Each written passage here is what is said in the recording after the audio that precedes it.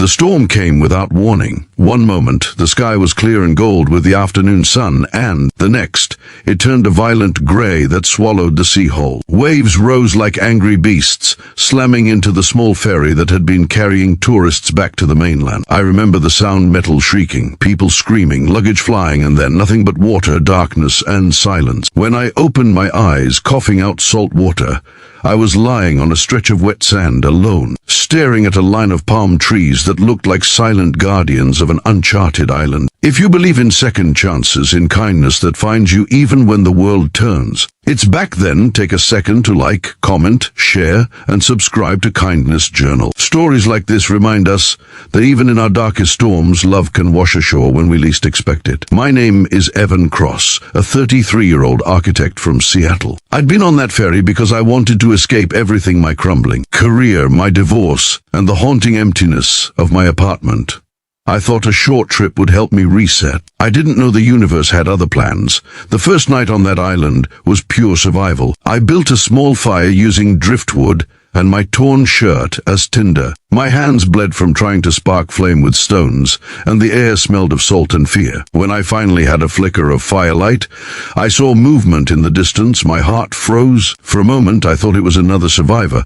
Then I heard a faint voice call out, hoarse and trembling, "Please help me." I stumbled toward the sound, and there she was, a woman, maybe in her late 20s, soaked to the bone, her face pale under the moonlight. She had a deep gash on her arm and eyes that flickered between terror and disbelief. "I'm Mia," she whispered, shivering as I helped her sit by the fire. I wrapped her in my jacket, my only possession that had survived the wreck. Mia told me she was a marine biologist traveling to the mainland after a week studying coral reefs. Her voice cracked as she described watching the ferry split apart, people vanishing into the storm. "We were both lucky," she said, "or unlucky, depending on how you saw it. Days passed. We scavenged what we could, half-broken containers from the wreck, a single first aid kit, a few sealed snacks, and bottles of water.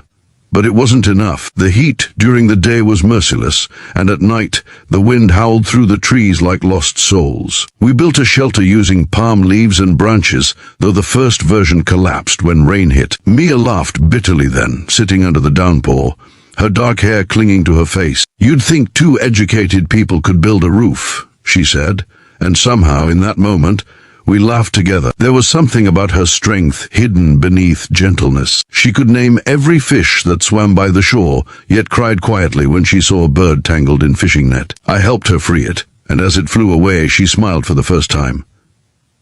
That smile became my reason to wake up each morning. We learned the rhythm of the island. The tide brought new things each day, sometimes useful, sometimes cruel reminders of the world we'd lost. Once, we found a child's shoe. Another time, a cracked cell phone that still had photos of a family on its screen. It broke Mia's heart. "Do you think they made it?" she asked softly. I wanted to lie, to tell her yes, but I couldn't. "I don't know," I said, and she nodded, wiping her tears. Weeks blurred into months. We marked days on a rock with sharp shells. Food became harder to find. We set traps for crabs, learned how to gather rainwater, and rationed everything. I watched Mia grow thinner, yet somehow stronger. She'd wake before sunrise, her hair tied back, studying the shoreline as if it held secrets that might save us. I tried to build a raft, but every attempt failed. Each time I fell into the sea, exhausted, she was there pulling me out, her hands trembling, her voice breaking as she scolded me for risking my life. But one day changed everything. I woke up to the smell of smoke, not from our fire, but from the woods beyond the shore. The island was burning. Maybe lightning, maybe something else, but it didn't matter. The wind carried flames fast. We ran, gathering what little we had. At the edge of the island, where the cliffs dropped into the sea, I looked down and saw our last chance, a half-broken lifeboat wedged between rocks. We scrambled down, our hands scraped and bloody. The smoke made it hard to breathe. "Get in!" I shouted, pushing the boat free. But before I could climb in, a branch fell, striking my shoulder. I fell hard, pain shooting through me. I saw Mia's face through the smoke, eyes wide with fear. "Evan!" she screamed, rushing back. She pulled me up with all her strength, tears streaming down her face as she dragged me into the boat. The current took us before we even had time to think. Hours later, we floated in silence under the open sky. The fire was gone, the island now a black silhouette behind us. I could feel my body weakening. The salt water burned every wound. Mia looked at me and whispered, "Don't you dare close your eyes." I tried to smile. "You're bossy, you know that." Her lips trembled. "I can't lose you too," she said. "You saved me, remember?" But it was her who saved me every single day. By dawn, we washed up on another island, smaller, quieter, with no sign of life. We were too weak to move at first. She rested her head on my chest, breathing slowly. For a long time, neither of us spoke. The sound of waves was the only heartbeat left in the world. Then she said it. Her voice was soft but clear, and it hit me harder than any storm. "I'm just a woman, Evan, and you're what I want." For a moment, I thought I'd imagined it. But when I looked at her, tears filled her eyes. She wasn't talking about survival anymore. She was talking about something deeper, something that had grown between us quietly, in the space between fear and hope. I wanted to speak, to tell her I felt the same, but my throat tightened. All I could do was reach for her hand. It fit perfectly in mine, as if the sea itself had brought us together for a reason. The next days were different. The silence between us wasn't empty anymore, it was full of unspoken care. When she smiled, the world felt alive again. When she laughed, the sky seemed brighter. She began calling me Mr. Architect, teasing me as we rebuilt another shelter. And when I found wild fruit high in the trees, I risked every branch just to see her grin when I handed it to her. We started believing in miracles again. We wrote messages on wood, hoping they'd drift to the world beyond the waves. Sometimes at night, we'd sit by the fire, watching stars that looked close enough to touch. "Do you ever think," Mia asked one night, "that maybe this was supposed to happen? That we had to lose everything to find something real?"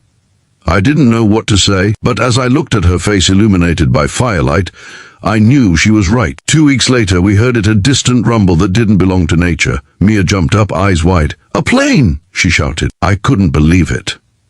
We ran to the beach, waving torches, screaming until our throats bled. The plane circled once, then again, and then miraculously, it tilted its wings, signaling that it had seen us. Rescue came the next morning.